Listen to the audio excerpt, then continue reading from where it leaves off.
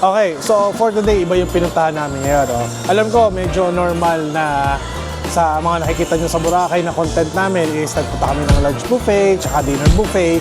Ngayon naman, sa maniwala kayo o sa hindi, first time namin itatry itong si Buffet 101.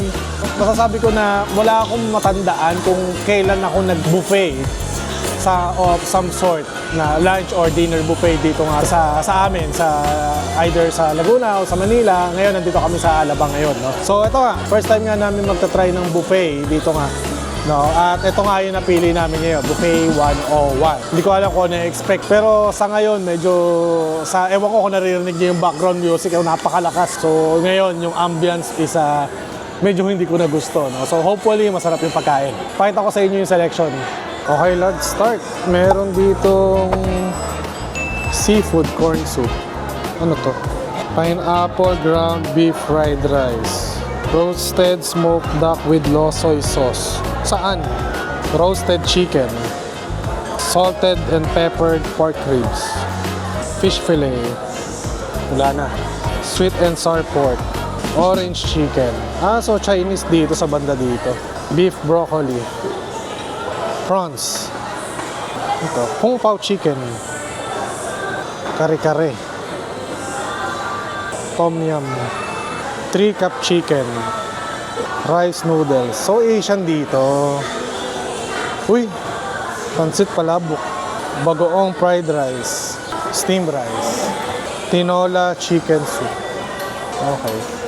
Sa may gilid niya is merong red wine, cucumber juice, red iced tea, blue lemonade, tubig, lemon water, soda, draft beer, crepes, desserts. Nice. Dami din. Pa-sugar natin dito. Ano to? Panakota? Something? Walang label. On this side naman is may palutong noodles. Yan.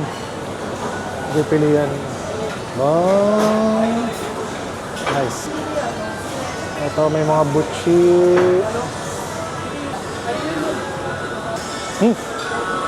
Steak. Lamb. Saan? Pizza. Ano to? Garlic chicken. Submarine. Mushroom risotto. ZT pasta. Hindi ko alam paano bigkasin yan. Pork ribs. Uy, gusto ko yan. Herb roasted chicken. Seafood stew. Seafoods. Broccoli soup. Steamed crab. May ano dito, clams. Display. Bali grill po yan, sir. Oo. Hindi ko alam kung ano nangyayari. Sige, anyway. Ito mga grills. Mga sauce. Uy, grilled sausage. Pork belly. Roasted beef. Ayan, cute. Pinoy lechon. May mashed potato dito. Meron pa dun sa kabilang side dun eh. Puntahan natin. Parang may mga dessert pa dito. Ay, nice. Graham. Chiffon cake. Ayos ah. Strawberry cake roll. S'mores. Mga salad. Gagawa ka. Salad station. Ngayon yung mga sauce. Dami ah. Okay. Dito naman breads. Ito pa. Wow. May mga tart. Ano to? Kimchi station o Korean station. Yan. Propek. French fries. Ano meron pa dito? Nachos. Fruits. May pa-ice cream pa dito. Nice. Not available. Kung gusto mag-halo-halo, meron pa ditong dessert. Hot water. Kung magkakape. Black coffee.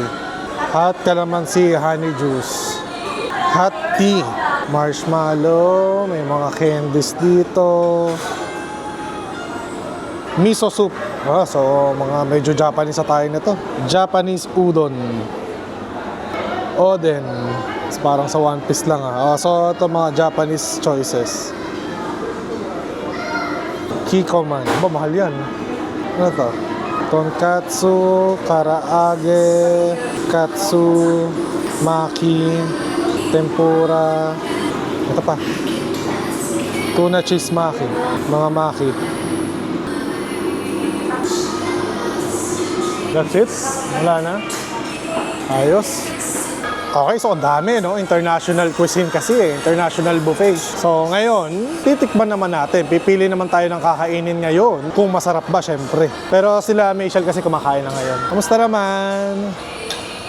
Okay, aba, may ano na kaagad, no? May thumbs up na kaagad, do. Approve na kaagad. So, para ba tahimik ka dyan? Speechless kasi gutom na. Sige. Gutom ka lang. Sakit ang tiyan mo. So, ako naman ang kukuha ng pagkain ngayon, ha? Sige. Okay, so ito lang muna yung kinuha ko. Kasama ko pala mga Sinedrin family. Hi, guys! So, ayan. And ang aming little princess. Hi, princess! Can you wave at the camera? Wow, so pretty naman. So, ayan muna. Appetizer pa lang to. Appetizer, ayan. No, ayun ako. Ayun, punta na dun, oh. Okay. Mukhang masarap yung palabok, eh. Kinuha ko yung mga nasa ibabaw ng palabok, yung sahog. Pinili ko. Palabok.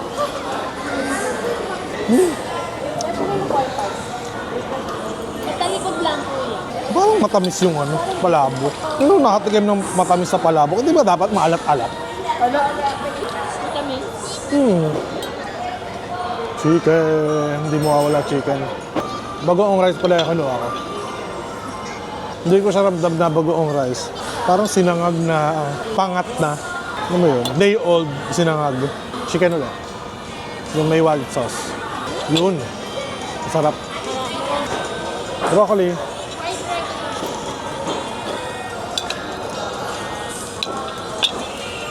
Hindi ko lang alam kung narinig yung background music. Malakas eh. Parang nagsa-sound trip yung mga nasa Japanese station. Nag-iimo sila ngayon doon. Baka may pinagdadaanan. Parang hindi lang bagay doon sa atmosphere dito. Okay, round 2. Ano naman to? More on pork choices. Medyo hindi ako nasayahan doon sa first round eh. Subukan naman natin ito susunod. Meron silang doon para pineapple, beef, ground rice na kulay dilaw. So, na-curious lang ako. Gusto ko tikman. Bali wala yung pineapple. Lasang yung sa may sizzling steak. Ang lechon. Solid. Tapos, pepper pork. Sweet and sour pork. Okay. Some crispy pork na... Ano ba to? Dessert time. Titingnan natin. Siyempre, di mawawala yung buko pandan. Ba't yung gatas parang parang powdered? Mocha chiffon. Okay naman siya. Mango graham. Surprisingly, hindi siya ganun katamis. Nice. Lemon cheesecake. Puno lasa. Meron naman, kaso konting-konti lang. Baka dahil kumain ako ng mango graham. Coffee velvet. Ano, may lasa. Lasang kape. Masarap. Ube panakota. Wiggle, wiggle. Wiggle, wiggle.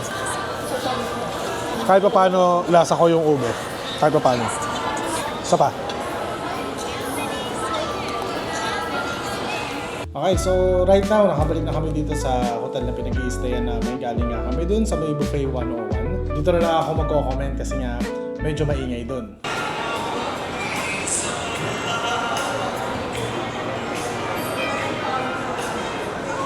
Kung nagustuhan niyo pala tong video na to, don't forget to hit the like button and subscribe sa channel namin for more of our contents. Okay, different siya dun sa mga normal na na-experience namin sa Boracay. Pagdating dun sa quality ng pagkain, masasabi ko na nasa average lang siya. More or less, hindi ko na-enjoy lahat ng pagkain. Parang hindi na siya fresh. Medyo bum out lang ako kasi hindi namin inabutan yung steak. Kasi ang sabi is hanggang 7 p.m. lang daw siya. So, nung nagpunta ako dun sa buffet station niya, is parang naglilipit na sila dun. At nung nagtanong ako, I was informed nga na hanggang 7 p.m. lang siya. Then, pagdating naman syempre sa choices, though international cuisine naman siya, at international yung choices niya. Napakadami. Mayroong Asian, may Western, may Filipino naman. Then, madami din desserts, mayroong ice cream, mayroong pang pahalo-halo, madaming klase ng mga shortcake, mayroong pang talaga actual cake doon na masasabi ko din naman na karamihan naman doon na-enjoy ko. So, generally speaking, masasabi ko na parang average lang siya. O hindi na, yun nga, sabi ko nga, hindi na kami ganun ka-familiar sa mga buffet dito. At yun nga, first time namin na nakakain ng buffet dito sa, sabihin na natin sa Manila. At kasi nga, normally sa Boracay naman kami nakaka-experience ng ganun. Next time siguro, tatry naman namin yung ibang mga buffet. Yung place din pala is actually, medyo rundown na siya. Hindi siya ganun ka-appealing masyado. Makikita mo nga sa may ceiling, may mga watermarks. Parang wala ako sa Alabang Town Center kasi dati kilalang kilala yan. Kapag Alabang Town Center yan, medyo high-end yan. Mga mamahalin na shops, mamahalin na restaurant. Na ayun nga, parang yung feel ko wala ako sa ATC o siguro nagbago na talaga ang panahon. Dinner buffet pala yung experience namin. Ang price na binayaran namin is 999 pesos. And I think mas less yun ng 100 pesos kapag lunch buffet naman siya. So, that's it for us today. And see you on the next one. Bye-bye!